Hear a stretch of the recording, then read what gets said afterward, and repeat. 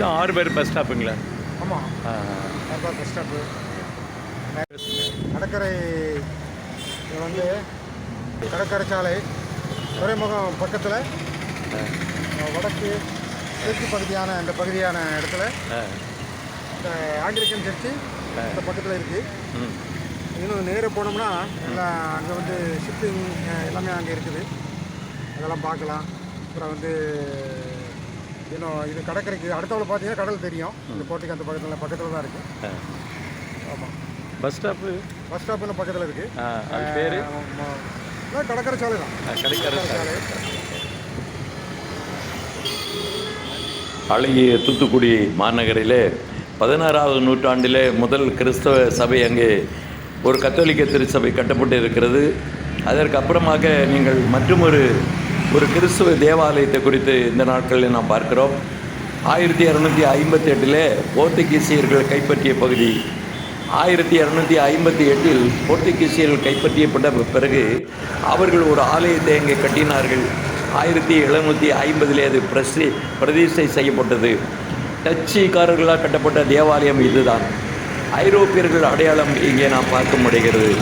டச்சினுடைய மேல் பகுதியிலே BOC, இதனுடைய அர்த்தம் என்னென்றால் United Dutch East Indian Company என்பதாகும். அதில் MDCCL என்ற ஒரு வார்த்தை இருக்கிறது. 1750 கட்டப்பட்டது என்பதாக அடையாளம் பொறிக்கப்பட்டுள்ளது. வெளிப்பிரகாரத்தை நீங்கள் பார்க்கிறீர்கள். போர்த்துகீசிய கட்டிட மாடலை மிக அழகாக நாம் பார்க்க முடிகிறது. உப்பு நிறைந்த கடல் காற்று பட்டாலும் இது எந்த ஒரு சேதம் இல்லாது அரண்மனை போல் கட்டப்பட்டிருக்குது. பெரிய மணிக்கூண்டை நீங்கள் பார்க்கிறீர்கள், அழகாக ஒலித்து கொண்டே இருக்கிறது. இன்றையும் தெய்வீக கூடாரம் மிக அமைதலாகவும் மன நிம்மதியாகவும் இந்த இடத்துல மக்கள் வந்து ஆராதனை செய்வதும் தொழுது கொள்வதற்கும் மிக அருமையான ஒரு ஆலயமாக நாம் பார்க்கிறோம். ராஜரீகமாக கம்பீரமாக தூத்துக்குடி ஹார்பர் பீச்சிலே கட்டப்பட்டுள்ள இந்த தேவாலயத்தை நாம் காண முடிகிறது.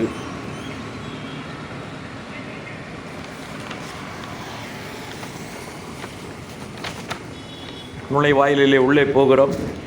இது 1862 ஆண்டு 1866 வரை இது பிரிட்டிஷ் சர்க்காரினுடைய பராமரிப்பு செய்தபோது இது புதுப்பிக்கப்பட்டது என்பதாக கூறப்படுகிறது.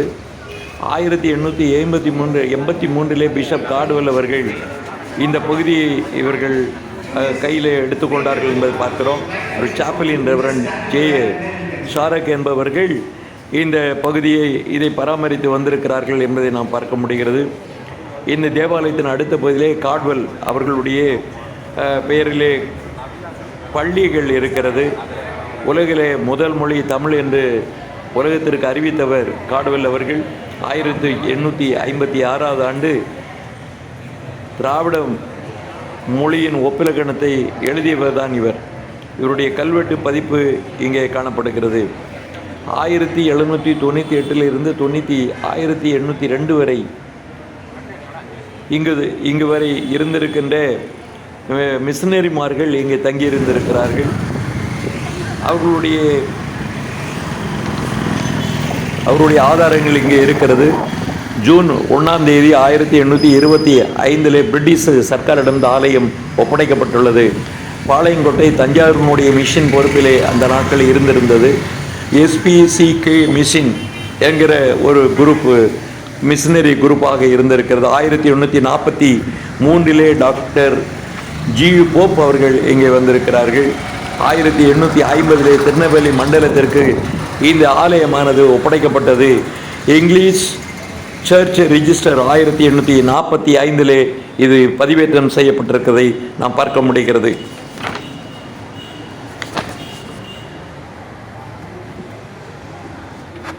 இந்த பழமை நிறைந்த இந்த தேவாலயத்தினுடைய மிகப்பெரிய ஆலயம் இதே மாடலில் கட்டப்பட்டிருது. கலிலேயாவில் இருக்கிறது.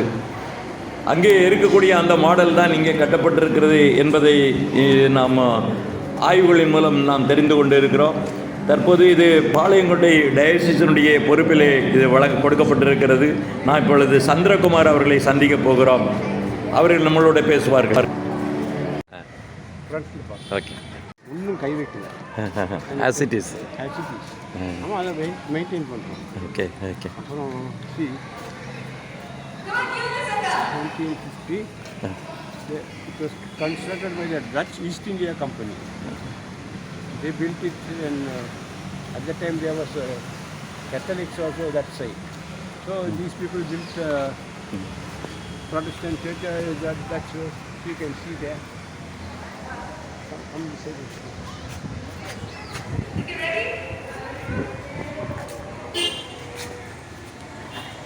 Boarding station. MDCCL 1750. MDCCL that means 1750. And DOC is Dutch East India Company. In Dutch name எழுதினா DOC தான் வரும். வேற ஒன்றும் இல்லை. You can see some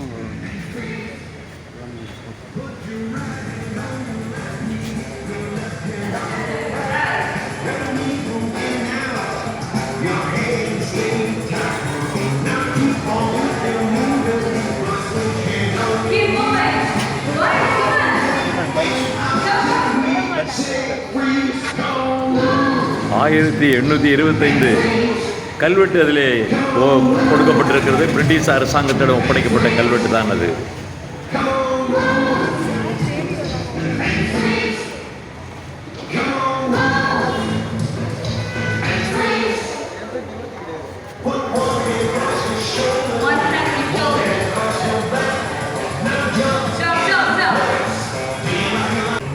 and it was taken over when the Dutch left. British took over in 1825. Okay. From 1825 British was having it till 1948 when British left. It was given to the Church of South India. Okay. Yes. Now it is under CSI. Yes. CSI. Okay. Yes. The name is still we are maintaining. We painted it so that it is maintained. See the old.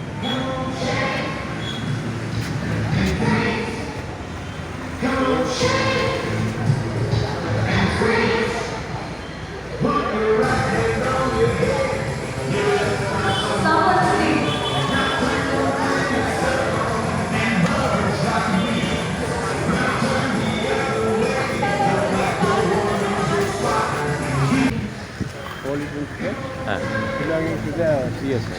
Okay. Uncle name, please. My name is Chandra Kumar. Sandra. Okay. Thank you. Thank you. Hand out to you. Thank you.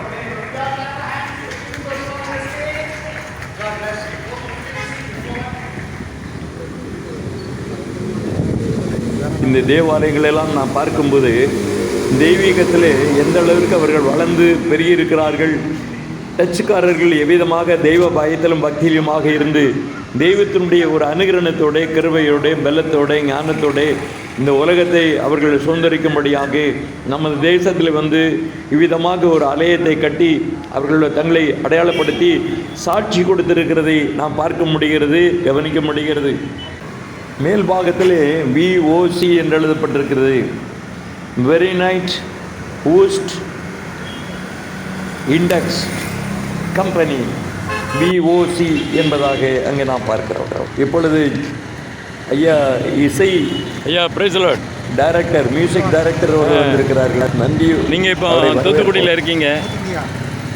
தூத்துக்குடியில் டச்சுனுடைய காலத்தில் கட்டப்பட்ட சர்ச்சுக்கு அழைச்சி வைந்திருக்கிறீங்க. இங்கே உள்ள ஸ்டூடெண்ட்டுகளுக்கெல்லாம் நீங்கள் இசை கற்றுக் கொடுத்துருக்கிறீங்க. அதனால் இங்கே உங்களுக்கு தெரிஞ்ச ஸ்டூடெண்ட்ஸ் இங்கே நிறையா இருக்கிறாங்க. சந்தோஷம். இந்த ஆலயத்தினுடைய கிட்டத்தட்ட 300 ஆண்டுகளுக்கு உரிய ஒரு பாரம்பரியத்தில் இருக்கிறது. மிக அருமையான அந்த மக்களை பற்றி நீங்கள் கேள்விப்பட்ட சில காரியங்களை பற்றி சொல்லுங்களேன். இவங்க வந்து ஆங்கிலிக்கன் சொல்லுவாங்க, ஆங்கிலிக்கன் சர்ச்சுன்னு சொல்கிறாங்க. அப்போ வந்துட்டு என்னென்னா அவங்களுக்கு எல்லாமே இங்கிலீஷ் முறைப்படி தான் இங்கே நடத்துகிறாங்க. அதனால் பிள்ளைகளோட அந்த பிள்ளைகள் வந்து என்னோட மியூசிக் படிக்க வரும்போது எங்கள் சர்ச்சிங் ஒன்று இருக்குது அப்படின்னு சொல்லியிருக்காங்க. வாங்க அப்படின்னு சொல்லுவாங்க. இந்த மாதிரியான ஒரு ஆலயம்தான். ஆனால் இந்த மக்கள் வந்து நல்லா அந்த ஆவிக்குரிய லெவலில் எல்லாமே நல்லா இருக்காங்க. நல்ல ஆராதனைகள், பிள்ளைகளுடைய வளர்ச்சி எல்லாமே நல்லா இருக்குது. இப்போ இந்த ஜனங்கள்லாம் இருக்காங்களா? ஒரிஜினல் அந்த டச்சினுடைய அது முழுமையும் என்ன அப்படின்னா இந்த மக்களோட கலந்துட்டாங்க. மெர்ஜ் ஆகிட்டாங்க. நம்ம எல்லாமே கலந்து நல்லபடியாக தான் அவங்க போயிருக்குன்னா ஆலயத்தினுடைய சிறப்புகள் அந்த டைமில் இருக்கிற மாதிரியே நடத்துகிறாங்க. இப்போ ஆங்கிலத்தில் நடத்துகிறாங்களா தமிழில் நடத்துகிறாங்களா? ஆங்கிலத்தில் மட்டும் தான் இப்போ நடந்துகிட்டு இருக்கு. ஆங்கிலம் சர்ச்சே பேர் தான், அதனால் அவங்க ஆங்கிலத்தில் நடக்கணும். அதனால் அது இருக்குது. அந்த குழந்தைகள் சின்ன பிள்ளைங்கள்லேருந்து அவங்க அந்த மாதிரி பாடல்கள்லேருந்து எல்லாமே ஆங்கிலத்தில் தான் நடந்து கொடுத்து. ஓகே. ஆமாம். இந்த சபை இப்போ வந்து சிஎஸ்சியில் இணைந்திருக்க, அது எப்படி இணைந்தது அப்படின்னு சொன்னால் இது மட்டும்தான் இப்போ இங்கே இருக்குது. இப்போ இதனுடைய தொடர்ச்சியான காரியங்கள் எல்லாம் வெளியே போகணும் ரொம்ப. அதனால் அதை யாருமே மீட்டு எடுக்கலை. அதனால் அவங்க இந்த பகுதியிலேயே அதோட சேர்ந்துட்டாங்க, கொடுத்துட்டு போயிட்டாங்க. அப்போ பிரிட்டிஷ் கவர்மெண்ட் வந்த பிறகு டச்சினுடைய மக்கள் வெளியில் போகும்போது இந்த சபையை வந்து சிஎஸ்சியோட பிரிட்டிஷ்ல கொடுத்துட்டாங்க. பிரிட்டிஷ் அரசாங்கம் பின்னாட்களில் வந்து சிஎஸ்சியாக இது மாற்றிருக்காங்க. அதுபடி இப்போ நடந்துட்டு இருக்கு. வரலாறு அதை சொல்லிக்கிட்டே இருக்கு. ஓகே. இது வந்து இந்த பில்டிங்கில் ஒரு சின்ன ஒரு கீறல் கிடையாது, ஒரு பிரச்சனையே இல்லை. இந்த உப்பு காற்றுல இந்த கடற்கரை ஓரத்தில் இருக்கிற எந்த எஃபெக்டும் இல்லாமல் 300 ஆண்டுகளாகவும் புது பில்டிங்காகவே இருக்குது. அது இப்படி அதாவது அவங்களுடைய ஆரம்பத்தில் அவங்க பிரிட்டிஷாக்காரங்க கட்டினதுனால அந்த கடற்கரை காற்று இப்போ அதுக்கு ரோட்டு கடத்தோடு தான் இருக்குது. இப்போ எப்போதும் வருவதனால மற்ற இதை போல் இல்லை. எப்போதுமே நிரந்தரமாக அது எப்போ இருந்துச்சோ அப்படியே இருக்குது. எந்த மாற்றமும் இவங்க செய்யலை. உள்ளே இருக்கக்கூடிய அந்த அமைப்பெல்லாம் பார்க்கப்படும்போது, அந்த தூணெல்லாம் பார்க்கப்படும்போது இங்கே உள்ள ஆர்கிடெக்டே கிடையாது. கட்டிட வடிவங்கள் எல்லாமே பழைய அந்த தேசத்தில் ஒரு மாற்றலை, அப்படியே அது நல்ல உழைப்பு அப்படியே இருக்கிறதுனால பயன்படுத்திட்டு இருக்காங்க. வரலாற்றுக்கும் பிள்ளை வரும் சந்ததிகளுக்கும் நல்லா இருக்கு. ஓகே. ஒரு அருமையான ஆலயத்தை நீங்கள் காட்டினீங்க, வரலாறுக்குரிய ஒரு ஆலயம். பின்னால் ஒரு பழைய அந்த காலத்தில் போட்ட மணி, அந்த மணி அப்படி சிறப்பாக இருக்கு. இன்னும் அதை பயன்படுத்தி கொண்டே தான் இருக்கிறார்கள். பரவாயில்ல. இன்றைக்கு மக்கள் வந்து சபையில் எப்போவுமே நிறைஞ்சிருக்கிறதா கேள்விப்பட்டேன். மக்கள் வந்து அதை அந்த தாகத்தை விடலை. என்னோடத்துல மியூசிக் கற்றுக்கொள்ள வரும்பொழுது கூட அந்த பாமால பாடல் இது எல்லாமே அவங்க இன்னும் படித்து கொண்டு இருக்காங்க. நானும் அதே மாதிரி தான் பயிற்சி கொடுத்தேன். ரொம்ப ஆர்வமாகவும் இருக்கிறாங்களே. ரொம்ப ஆர்வமாக இருக்காங்க. உள்ளே பார்த்தேன் குழந்தைங்கள எல்லாரும் ரொம்ப ஆர்வமாக இருக்காங்க. தனி சிறப்பாகவும் தூத்துக்குடியில் இந்த சபை தனிப்பட்ட சிறப்பு வாய்ந்த ஒரு சபையாக, வரலாற்றாகவும் ஒரு அடையாளமாக இருக்குது. வெள்ளை அந்த டச்சு மக்கள் இங்கே வந்து இந்த கூடாரத்தை கட்டி இதில் ஆராதனை செய்து அந்த மகத்துவம் இன்னும் காணப்பட்டு கொண்டு இருக்கிறது. கொஞ்சம் கூட குறையல. அவங்களும் முன்னோர்களும் இருந்தாலும் கூட நம்முடைய பாரம்பரியம் அது, நம்முடைய ஆங்கிலேயனுடைய அந்த இது நம்ம கூறியது அப்படின்னு அந்த பிளஸ்ஸிங்கெல்லாம் இன்னும் தொடர்ந்து பிள்ளைகளுக்கும் இருக்குது. ஓகே. ரொம்ப ஒரு ஆச்சரியகரமான ஒரு இடமாக இருக்கிறது. இந்த கூடாரத்தின் மூலமாக தேவநாமம் மகிமைப்பட்டு கொண்டு இருக்கிறது. குழந்தைகள் அநேகர்கள் கற்றுக்கொண்டு வருகிறார்கள். அது ரொம்ப ஒரு எல்லா குழந்தைகளும் வந்திருக்கிறாங்க. வயசு வித்தியாசம் இல்லாமல் வந்து வேத தியானங்கள் பண்ணி கொண்டு இருக்கிறார்கள். பாடல்களை கற்றுக்கொண்டு இருக்கிறார்கள். இசையை கற்றுக்கொண்டு இருக்கிறார்கள். நல்ல முறையில் சிறப்பாக நடந்து கொண்டு இருக்கிறது. நல்ல கல்வியிலையும் நல்ல முன்னேற்றத்தில். ஓகே. அதனால அதனுடைய சிறப்பு அழியல, நல்லா உயர்வாக தான் இருக்கு. இந்த சபையில் அநேகர்கள் வந்து கப்பல் வச்சிருக்கதா சொன்னீங்களே? ஆமாம். அதாவது என்னென்ன அப்படின்னா ஆங்கிலிகன்ஸுக்கு வர்றதுனால என்ன அப்படின்னு சொன்னால் இங்கே உள்ள வசதியான நபர்கள் அவங்களோட தொடர்பு கொள்ளும் பொழுது அவங்களோட உயர்வும் மேலே போகும். ஏன்னா இவங்க இந்த ஆலயத்தை மட்டும் தான் அவங்க தொழுது கொண்டு இருந்தாங்க. அவங்க வேறு தொழிலும் அவங்களுக்கு இல்லை. அதனால் அவங்க தொழிலும் இதனுடைய அளவையும் வரும்போது அந்த மக்களோடு சேர்ந்து இவங்களும் அதை சேர்ந்துக்கிட்டாங்க. ஆனால் அது ஒரு விரிவடைஞ்சு நல்லா தான் இருக்குது. இந்த ஆலயத்தில் சிலை வழிபாடோ உள்ள எந்த சொருவங்களோ எந்த சிலுவையோ ஒன்றும் வைக்கப்படலை. அதனால தான் இவங்க புராட்டஸ்டண்டை சீர்திருத்தவாதிகளைப் போல புராட்டஸ்டண்டை தழுவிக்கொண்டு இவர்கள் வந்து பிரிட்டிஷ் அரசாங்கத்தில் தன்னுடைய சபையை ஒப்படைத்திருக்கிறார்கள். கத்தோலிக்க சபைக்கு இந்த சபையை கொடுக்கப்படலை. ரொம்ப ஒரு ஆச்சரியகரமான ஒரு காரியமாக இருக்கிறது. அப்போ பிரிட்டிஷ் காலத்துக்கு முன்னாடி டச்சுக்காரங்களே புரோட்டஸ்டண்ட் இங்கே சபைகள் வந்திருக்கிறது. ஒரு பெரிய ஒரு தொடக்கம் தூத்துக்குடியிலே கிறிஸ்துவ வரலாறு மிக மகிழ்ச்சிக்குரிய ஒரு காரியமாக தென்படுகிறது. இந்த வரலாற்றுக்காக இந்த அரிய இந்த கூடாரத்தை நாம் இந்த நாட்களிலே கண்டு கழித்தோம். ஐயா செல்வின் ஐயா அவர்கள் மூலமாக இந்த ஆலயத்தை நாங்கள் பார்த்து உங்களுக்கு அதனுடைய வரலாற்றை தெரிவிக்கிறோம். இந்த ஆலயத்தை பாருங்கள், குருஷிஃபார்ம் ஷேப்பில் தான் இது கட்டப்பட்டிருக்குது, அழகாக வடிவமைக்கப்பட்டிருக்கிறது என்பதை நாம் பார்க்கிறோம். நாங்கள் வந்த நேரம் மழை நேரமாக இருந்தது, அதனால் ஓரளவிற்கு இதை நாம் எடுக்கத்தக்கதாக கொஞ்சம் வெளிச்சம் இருந்தது. உங்களுக்கு நன்றி. இந்த தேவாலயத்தை நீங்கள் பாருங்கள், இதனுடைய வரலாற்றை நீங்கள் அறிந்து கொள்ளுங்கள். இந்திய தேசத்திலே நமது தமிழ்நாட்டில் தூத்துக்குடி பகுதியிலே இப்படிப்பட்ட ஒரு ஆலயம் இருப்பதை பார்த்து நாம் மகிழ வேண்டும். கர்த்தர் உங்களை ஆசீர்வதிப்பாராக. ஆமென்.